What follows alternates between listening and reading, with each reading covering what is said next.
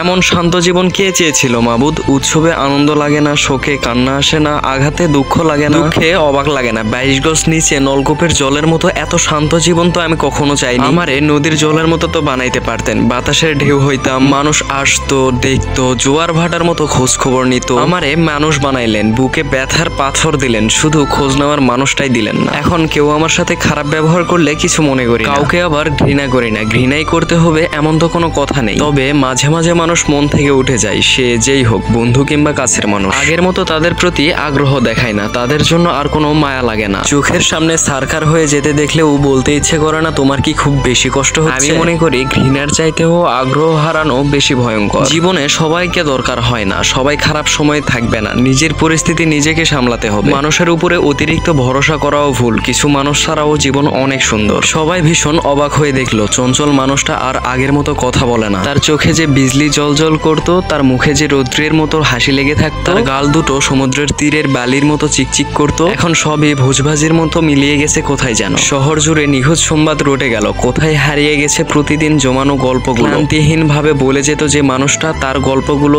আজ উধাও হয়ে গেছে। কেউ জানে না কথারা কখনো হারিয়ে যায় না, গল্পরা কখনো নিখোঁজ হয় না। একদল অবহেলা এসে কথাগুলোকে তুলিয়ে নিয়ে গেছে এক বিকেলে। গল্পরাও সেদিন খুন হয়ে গেছে ওই অবহেলার হাতে। প্রতিদিন শত শত অবহেলারা এসে লুটপাট করে নিয়ে যাচ্ছে আমাদের এই গল্পগুলোকে। আমরা চুপ হয়ে যাচ্ছি, নিঃশব্দ হয়ে যাচ্ছি, বাহির দিয়ে ভীষণ বদলে যাচ্ছি, আর ভিতরে ভিতরে নিঃশেষ হয়ে যাচ্ছি। মানে আমার সবকিছু ঠিকঠাকই চলে, তারপরও কি জানি হয়, অশান্তি লাগে, মন প্রচন্ড খারাপ হয়ে যায়, অসহায়ত্ব বেড়ে যায়। সেই মুহূর্তে দুঃখের গান শুনলে মনে হয় এই গান তো আমার জন্যই লিখেছে, আরে এসব তো আমারই কথা। আসলে আমি নুহু আজকে একটা কথা বলি, নিজের অসহায়ত্ব কোনো সময় কাউকে বোঝানো যায় না। যার সাথে কথা বলতে মন চায় তাকে পাওয়া যায় না, মন খারাপের পরিমাণ আরো বেড়ে নিজের প্রতি নিয়ন্ত্রণ আর থাকে না। কিছু কিছু সময় বড্ড বেশি খারাপ লাগে, বড্ড বেশি। আসলে এই কারণ ছাড়া খারাপ লাগাগুলোর মানে আজ পর্যন্ত আমি বুঝতে পারলাম না। যাই হোক, এই ছিল আজকের আমার কিছু মন্তব্য। সবাই ভালো থাকবেন, সুস্থ থাকবেন। আল্লাহ হাফেজ, দেখা হচ্ছে নেক্সট কোনো ভিডিওতে।